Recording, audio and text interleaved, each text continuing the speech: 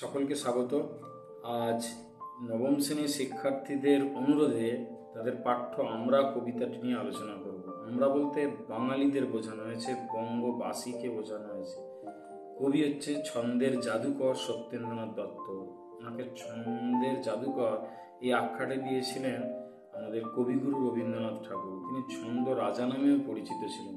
তার বিখ্যাত ছদ্মনাম নবকুমার কবিরত্ন, এছাড়া অন্যান্য ছদ্মনামও তিনি ব্যবহার করতেন।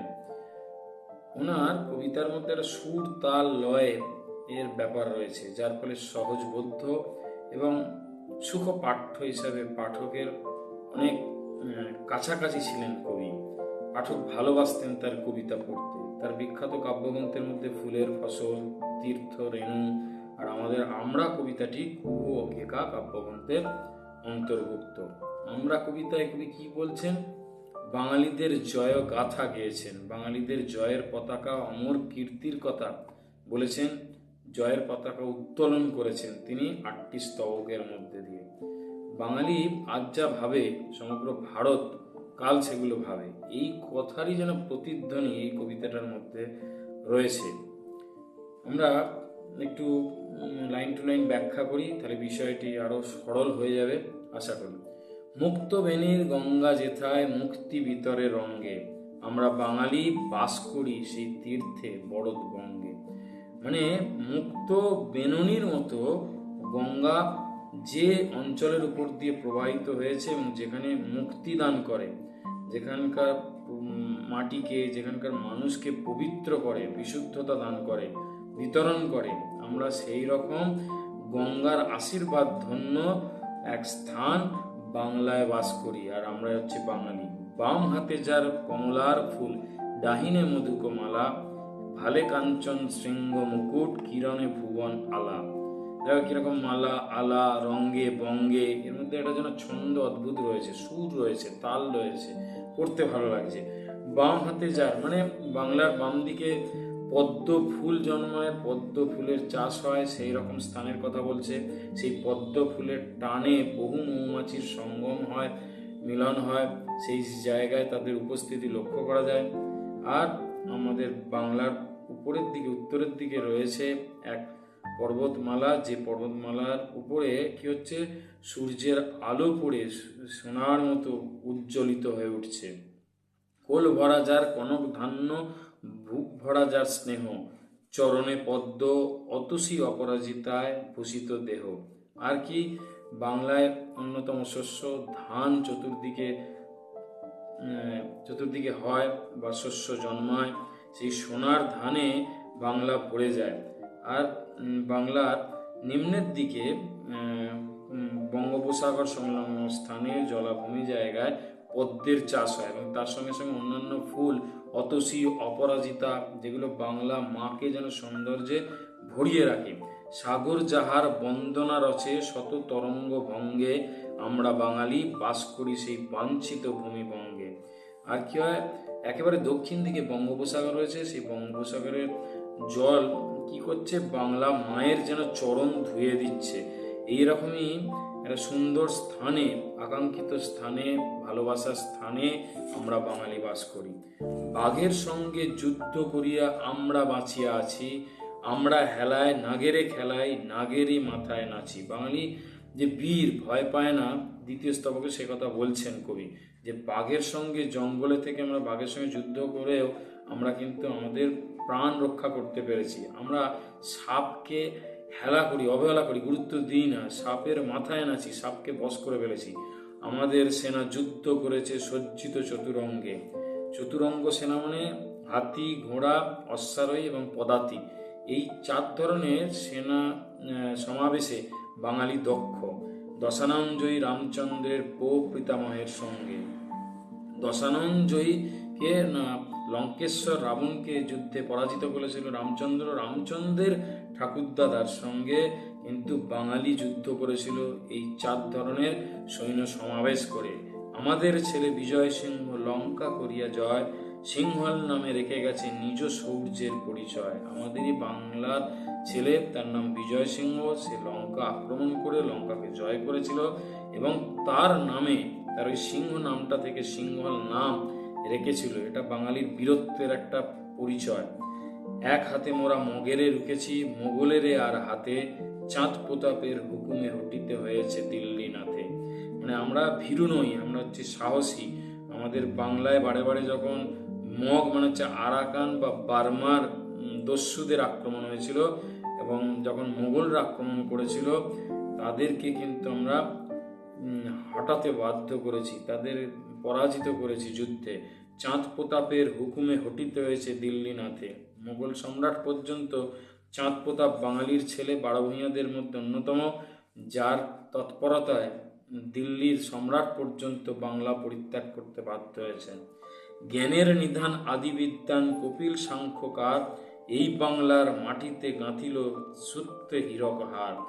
জ্ঞানের আধার আমাদের বাংলার সংখ্যা তত্ত্ববিদ কপিল মুনি এই বাংলাতেই নতুন সংখ্যা তত্ত্ব আবিষ্কার করলেন, বাংলায় জ্ঞানের যেন ঔজ্জ্বলতা দান করলেন। বাঙালি অতীশ লঙ্ঘিল গিরি তুষারে ভয়ঙ্কর, জ্বালিল জ্ঞানের দ্বীপ তিব্বতে বাঙালি দীপঙ্কর।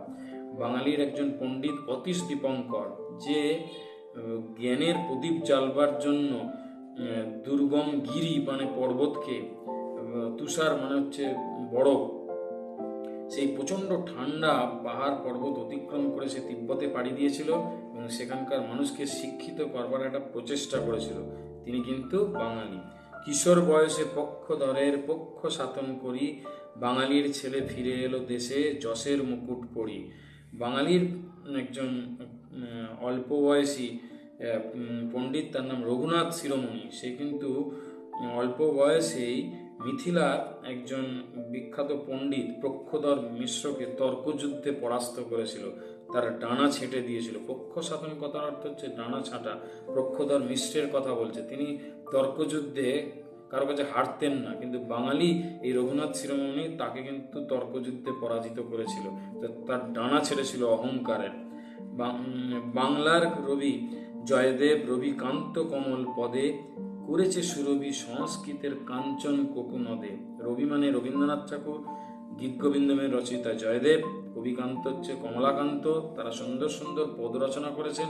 এরকম অনেক কবি রয়েছেন যারা সংস্কৃত রূপ হ্রদের মধ্যে যেন এমন সৃষ্টি করেছেন যে সৃষ্টিগুলো হ্রদে পদ্ম ফুলের মতো। কোকোনাথ মানে পদ্ম ফুল, কাঞ্চন মানে সোনা, সুরভি মানে সুন্দর।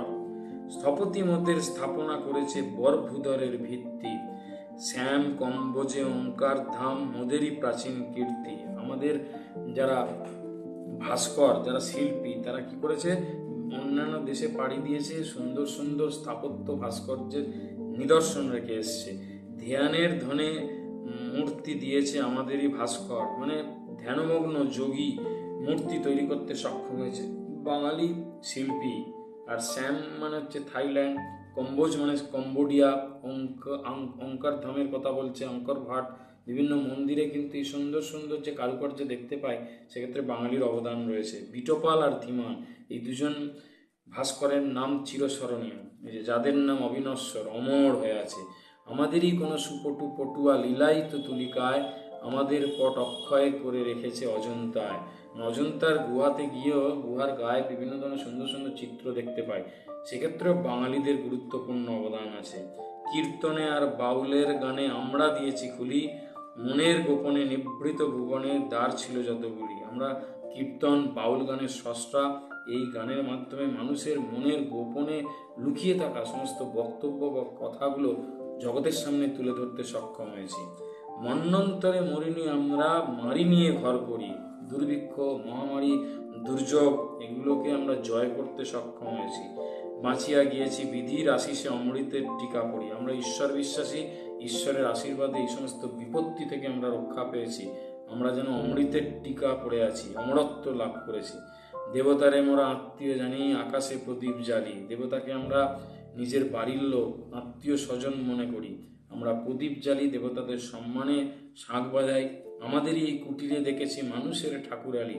আমাদের এই গৃহেতেই যেন ভগবান জন্মগ্রহণ করেছেন, মানে মানবরূপী ভগবান রামকৃষ্ণ পরমহংসদেব, চৈতন্য মহাপ্রভু এদের অনুষঙ্গ বোঝানোর চেষ্টা করেছেন। ঘরের ছেলের চক্ষে দেখেছি বিশ্বভূপের ছায়া। ঘরের ছেলে বিবেকানন্দ, তার মধ্যে আমরা বিশ্ব পরিভ্রমণের একটা ইচ্ছা দেখতে পাই, যেখানে সে বিশ্ব জয় করবার একটা আশা আকাঙ্ক্ষা মনের মধ্যে পোষণ করতেন। বাঙালির হিয়া অমিয় মথিয়া নিমাই ধরেছে খায়া। বাঙালির সমস্ত সুন্দর গুণগুলোকে মন্থন করে অমৃত স্বরূপ যেন নিমাই বাংলার ঘরে জন্মেছে। বীর সন্ন্যাসী বিবেকের বাণী ছুটেছে জগৎময়। আমাদের বিবেকানন্দ বিদেশে যাত্রা করেছিলেন, তিনি তার সুন্দর বাণী দিয়ে জগৎকে মোহিত করেছিলেন। বাঙালির ছেলে ব্যাঘ্র হিসেবে ঘটাবে সমন্বয়। বাঙালির সেই ক্ষমতা আছে যে বাঘ এবং ষাঁড়ের মধ্যে বন্ধুত্বের সম্পর্ক তৈরি করবে। তপের প্রভাবে বাঙালি সাধক জ্বরের পেয়েছে সারা। আমাদের এই নবীন সাধনা সব সাধনার বাড়া। বলছে সাধনার মাধ্যমে, গবেষণার মাধ্যমে, রিসার্চ করে বাঙালি প্রথম কিন্তু জড় পদার্থের মধ্যে প্রাণ খুঁজে পেয়েছে, অর্থাৎ গাছের প্রাণ আছে। জগদীশচন্দ্র বসু এটা আবিষ্কার করে, সেই অনুষঙ্গের কথা বলছে, যা কিন্তু পৃথিবীর কোনো বিজ্ঞানী আগে আবিষ্কার করতে পারেনি। বিষম ধাতুর মিলন ঘটায় বাঙালি দিয়েছে বিয়া, অর্থাৎ দুই আলাদা আলাদা ধাতুর মধ্যে মিশ্রণ ঘটিয়ে শঙ্কর ধাতু বাঙালি প্রথম তৈরি করেছে। মোদের নব্য রসায়ন শুধু গড় মিলে মিলাইয়া, মানে কেমিস্ট্রিতে বা ফিজিক্স কেমিস্ট্রি বলতে পারো, নতুন নতুন গবেষণা করে নতুন নতুন তথ্য আবিষ্কার করে সারা বিশ্ববাসীর সামনে সেগুলোকে তুলে ধরেছেন বাঙালি। বাঙালির কবি গাহিছে জগতে মহামিলনের গান। বিফল নহে বাঙালি জনম, বিফল নহে প্রাণ। মানে মহামিলনের বার্তা বাঙালি দিচ্ছে। বাঙালি মানুষকে শেখায় একসঙ্গে থাকতে হবে, ঐক্যবদ্ধ হয়ে থাকতে হবে। আর বাঙালি জনম সার্থক জনম, ব্যর্থ নয়। ভবিষ্যতের প্রাণে মোড়া চাই আশা ভরা আহ্লাদে, বিধাতার কাজ সাধিবে বাঙালি ধাতার আশীর্বাদে। ভবিষ্যতের দিকে তাকিয়ে বর্তমানের কাজ আমরা করে যাই এবং একদিন সেই ভবিষ্যতের কার্যাবলীও তারা সুন্দরভাবে সম্পূর্ণ করবে। বিধাতার আশীর্বাদ তাদের মাথায় আছে, বাঙালি এটা বিশ্বাস করে।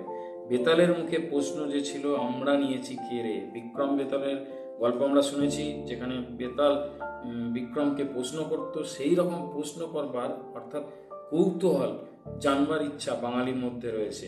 জবাব দিয়েছি জগতের আগে ভাবনা ও ভয় ছেড়ে, এবং প্রশ্নের উত্তর দেবার একটা ইচ্ছা কিন্তু বাঙালির মধ্যে রয়েছে।